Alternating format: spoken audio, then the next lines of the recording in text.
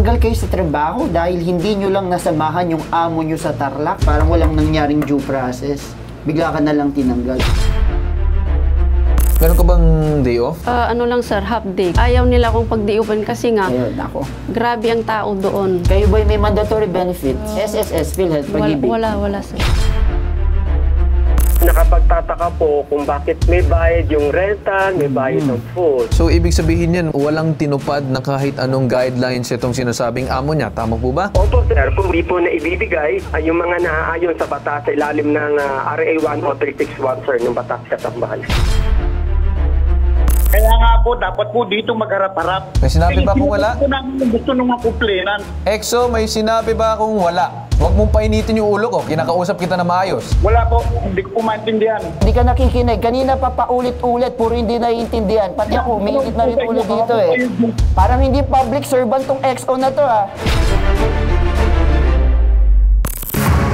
Lumapit po ako sir sa hashtag ipabitag dahil sa amo ko. Ang pangalan ng amo ko ay Chan Sang Huang.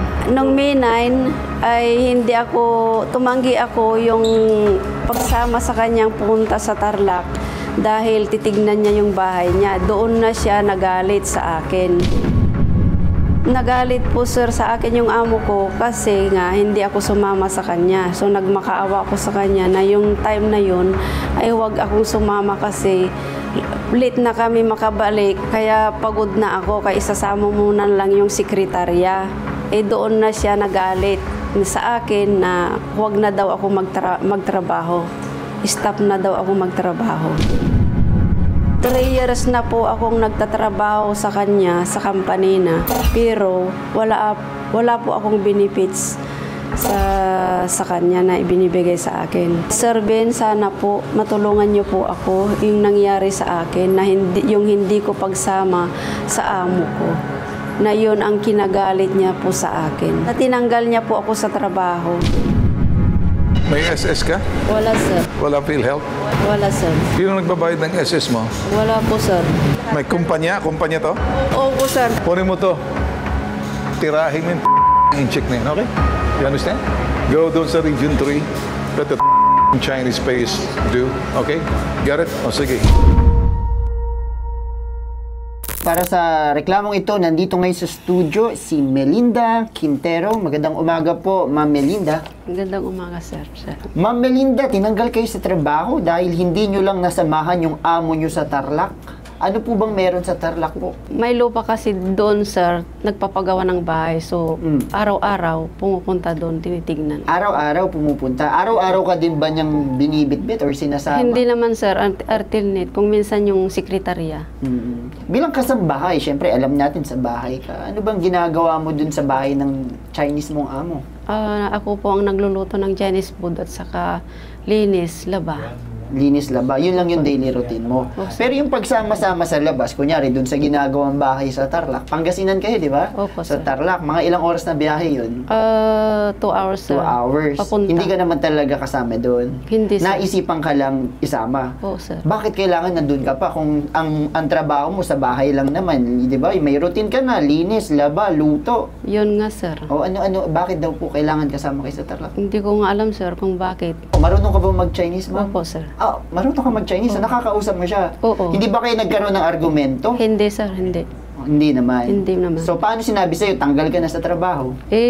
Kasi nga yung araw na yun, sabi ko, alas 6 pasado na, sabi ko, sir, kung pwede, hindi ako sasama ngayon kasi late na. Pagdating natin dito, anong oras na, magluluto pa ako. Kung pwede, isasama mo na lang yung isang sekretary kasi isa naman container ngayon, isa lang naman mag-assist. Wala, hindi nakinig. Yun na nagalit. Anong pangalan ng Chinese na amo mo?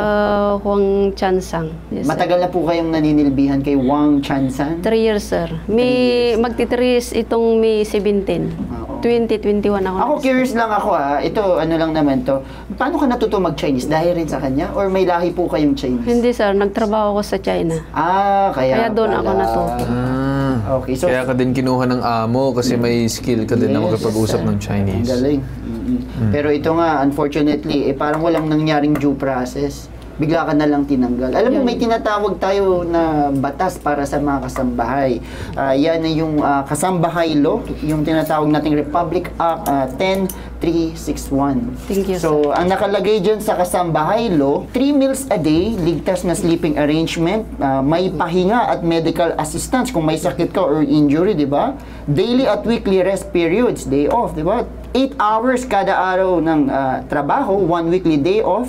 Bawat taon dapat may paid leave. So marami kayo dapat mga benepisyo na ano dito under this law. Pero iisa-isahin ko ha. Kamusta naman po ba yung pakikitungo sa inyo nung amo ninyo? Kasi dito kami manghihimasok kung tumutupad ba yung Chinese mong amo sa batas dito sa Pilipinas. Meron tayong kasambahay law at dapat yan sinusunod. Kamusta po ang inyong pagtrato sa inyo dito sa amo ninyo?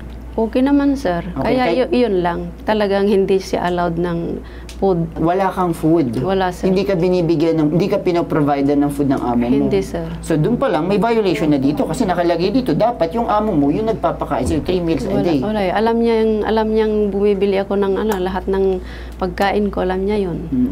Ano pa yung kinakaltas sa'yo? Yung lang, sir, parang rent sa pagtira namin doon, kung baga yung... So meron pang bawas sa rent sa bahay. Nako po. So okay, sige, 3 meals a day, ikaw may karga nito, X na yan. Oo. Ligtas na sleeping arrangements, o sige, sabihin na natin, oo nga, ligtas pero may bayad, X na yan. Nako po. Okay. Kaltas.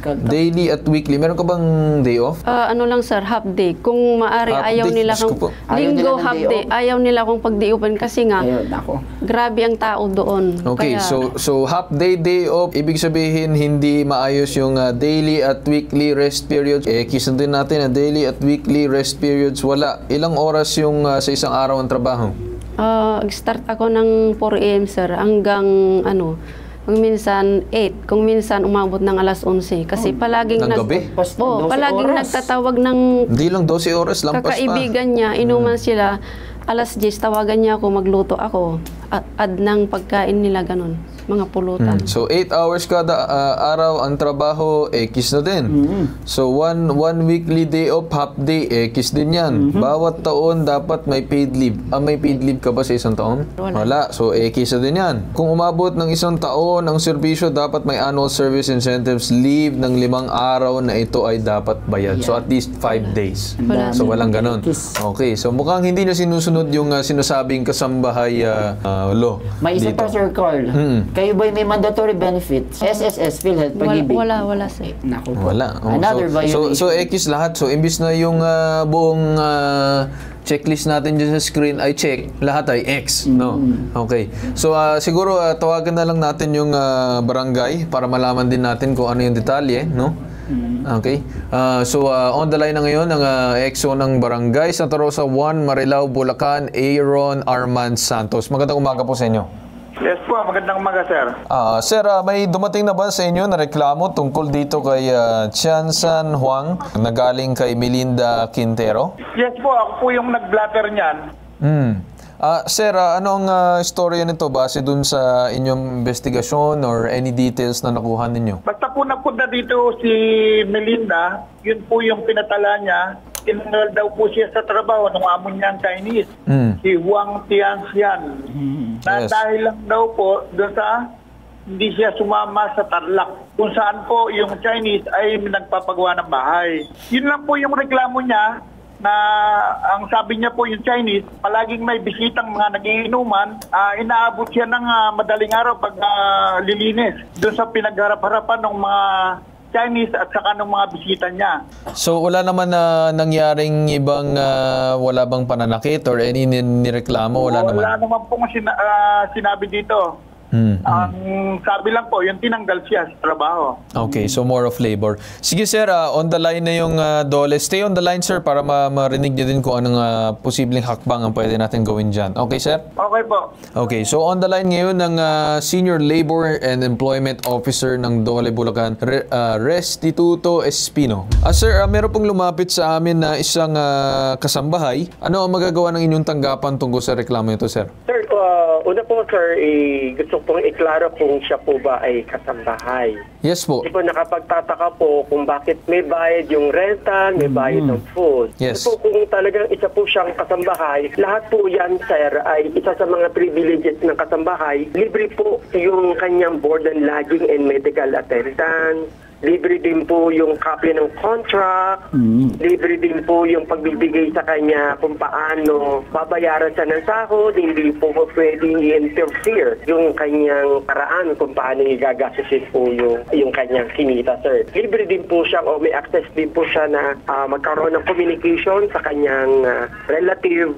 Yan po, sir. Yun sir, mukhang deprived nga siya and then meron nga nangyari dito na kapag magde-day off sa isang linggo, half day lang yung weekly day off niya. And then wala pang sinasabing isang taon serbisyo, dapat may annual service incentives na 5 araw. Wala din yan, sir. Maraming violations, sir. Opo. Actually, sir, nag-issue na po kami ng labor advisory ng 2018 na ang lahat po ng kasambahay ay required, no, na makatanggap ng service incentive leave sa loob ng 1 taon. At least, sir, may siyang 1 year para ma-entitled po siya doon sa 5-day incentive leave. Entitled din po siya kung sakasakali siya ay single parent o solo parent ng 7 days. At especially for under ng Republic Act 9710. Ito po ay sa ilalim ng Labor Advisory 10, series of 2018. Tungkol po sa mga kasambahay po. Sir, dagdag ko lang din, no, wala din mandatories itong si ate, no, itong kasambahay na kasama natin yun. Tulad nga po ng sinabi ko, sir, may mga karapatan din po si employee, tulad po ng SSS, pilit ang pag-ibig, 13th month, entitled po dyan. Yung binanggit ko po kanina na SIL, especially for women, yan po, sir. 8 na daily rest at meron po siyang weekly day off, sir. Weekly day. Yes, which is yung weekly day off na sinasabi daw half day lang dahil daw marami daw kailangan gawin. Tama po ba yun, sir? Hindi po, sir. Dapat po, ito po ay pribilehyo, karapatan po ni employee na ma-enjoy po niya yung 8 hours, no? Na pahinga, kaya nga po day off, sir. Unless kung mag-uusap sila, pwede namang, kunyari, ang day off niya ay nag-fall on Sunday at marami siyang gagawin, sa susunod na araw po, pwede namang i-move. Yes. Basta po, ma-enjoy lang po niya yung 1 day off. Sir, also, idagdag ko lang, no? So, ibig sabihin yan, walang tinupad na kahit anong guidelines itong sinasabing amo niya. Tama po ba? Opo, sir. Kung yun po yung nasa complaint po niya at hindi po na ibibigay, yung mga naaayon sa batas po sa ilalim ng RA 10361, sir, ng batas kasambahan. Okay. So, ano nga pwede natin gawin, sir, para dito kay ma'am? Opo, kung nandiyan po, sir, inaanyahan ko po siya na pumunta po sa tanggapan ng DOLE or pwede po siyang mag-file ng complaint sa Senam, sa online. Ni-entertain naman po namin. At ako po yung nag-handle po, sir, ng mga kasambahay sa province of Bulacan, sir. Sir, baka kasi hindi kabisado din ni ma'am yung siguro sa process or something. Hindi kaya, sir, pwede na lang papuntahin sa mismong tanggapan ninyo para mas ma-assist? Opo. Ako na lang po hanapin niya, sir. Okay. Sige, sir, I think that's all. And maraming salamat po, Restituto Espino ng Dole, Bulacan. Magandang umaga po muli. Maraming po salamat, sir. So, EXO, nandiyan po kayo? Yes po. Okay, so narinig mo naman yung posible maging action ng Dole. So, siguro monitor ka lang dyan sa lugar kung anong movement ng kanyang amo. Meron ka bang idea dun sa mga nangyari or violation nitong amo? Ay wala po, hindi po namin yun. Wala po akong idea doon. Okay, pero narinig nyo yung usapan namin kanina. Narinig po lahat, hindi ko naman po maintindihan lahat eh. Okay. Sige, ang ibig lang naman sabihin namin kanina, no, ang etong mismong amo kasi hindi po, ang bakit hindi dito magharap sa barangay?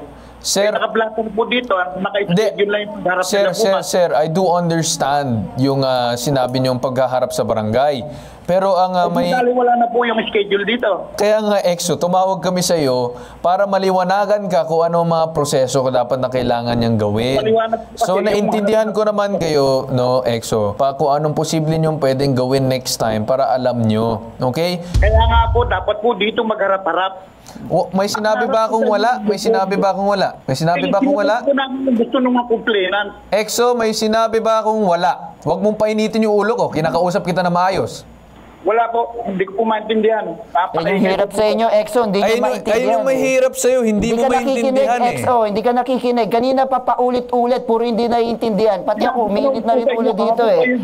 Parang hindi public servant tong Exo na to ha. Exo, kaya kami tumawag sa inyo, okay, intindihin nyo ha, makinig kayo ng mabuti, huwag paiiralin ang init ng ulo kasi hindi tayo magkakaintindihan dito. Sige po. Ang ibig kong sabihin kung bakit kami tumawag ngayong araw ay para maliwanagan ka kung ano mga posibleng hakbang or violation nitong amo nitong ni Melinda.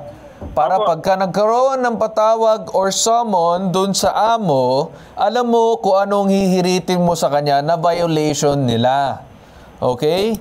Kaya ka namin sinasabihan na makinig ka doon sa usapan namin ni Dole para magkakaroon ng maayos na usapan, and then sinabi ko din na i-monitor mo din yung sitwasyon doon mismo ng amo. So kung nagkaroon ng schedule and meron process yung barangay, hahayaan namin yon, hindi kami mangingialam.